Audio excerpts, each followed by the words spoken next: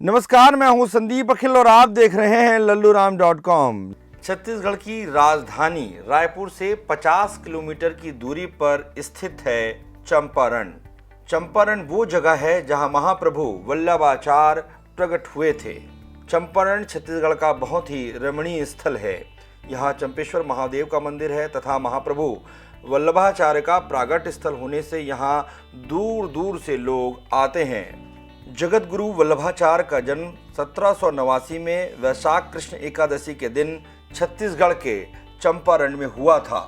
वल्लभाचार्य जी का अधिकांश समय काशी, प्रयाग और वृंदावन में ही बीता। उनकी शिक्षा दीक्षा पंडित नारायण भट्ट और माधवेंद्रपुरी के सानिध्य में काशी में हुई और उन्होंने अपने मत का उपदेश भी दिया।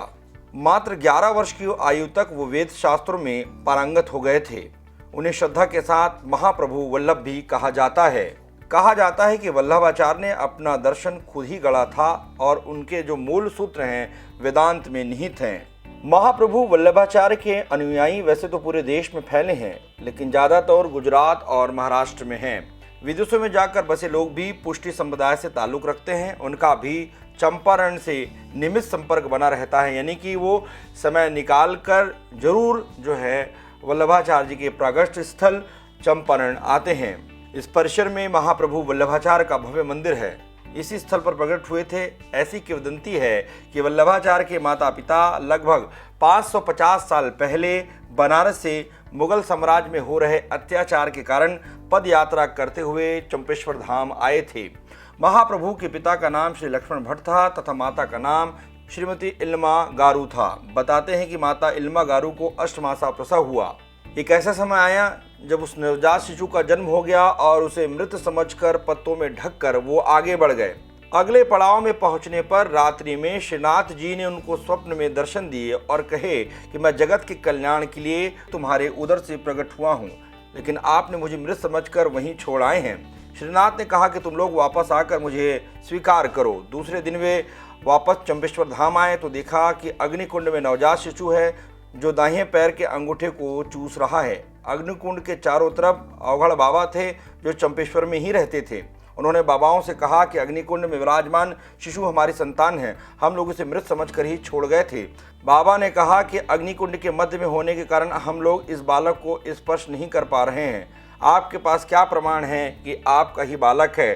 तब माता इल्मा गारू ने श्रीनाथ जी का ध्यान किया। महाप्रभु वल्लभाचार्य पुष्टि संप्रदाय के प्रवर्तक माने जाते हैं। चंपारण उनका प्रागट्य धाम होने के कारण पुष्टि संप्रदाय के लोग इस स्थल को सर्वश्रेष्ठ पवित्र भूमि मानते हैं।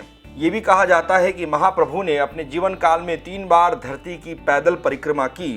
परिक्रमा के दौरान उन्होंने देश के 84 स्थानों पर श्रीमद् भागवत का पारायण किया। वल्लभाचार्य जी की पत्नी का नाम महालक्ष्मी था। गोपीनाथ और श्री विठलनाथ उनके 2 पुत्र थे। रुद्र संप्रदाय के विलग्न मंगलाचार्य जी द्वारा उन्हें अष्टदाक्षर गोपाल मंत्र की दीक्षा दी गई और त्रिदंड संन्यास की दीक्षा स्वामी नारायण तीर्थ से प्राप्त हुई। कहते हैं जब वल्लभाचार्य जी आगरा मथुरा रोड पर यमुना के किनारे वृंदावन की ओर आ रहे थे तभी उन्हें एक अंधा दिखाई पड़ा जो कि बिलख रहा था। वल्लभाचार्य ने कहा कि तुम क्यों रो रहे हो? कृष्ण लीला का गायन क्यों नहीं करते? सूरदास ने कहा मैं अंधा हूँ, मैं क्या जानूँ कैसी है वो कृष्ण की लीला। तब वल्लभाचार्य जी ने सूरदास के माथे पर बड़े प्रेम के साथ हाथ फेरा। ये भी कहा जाता है कि 5000 वर्ष पूर्व के ब्रज में चली श्री कृष्ण की सभी लीला कथाएं सूरदास की बंद आंखों के आकाश पर तैर गईं और वो दृश्य उनके सामने आ गए। तब वल्लभाचार्य ने वृंदावन ले आए और श्रीनाथ मंदिर में होने वाली आरती के क्षणों में हर दिन एक नया पद रचकर गाने का सुझाव दिया। इन्हीं सूरदास के हजारों पद सुरसागर में संग्रहित हैं। अगर आपको हमारा वीडियो अच्छा लगा तो फेसबुक पेज पर लाइक करें और यूट्यूब पर सब्सक्राइब करें।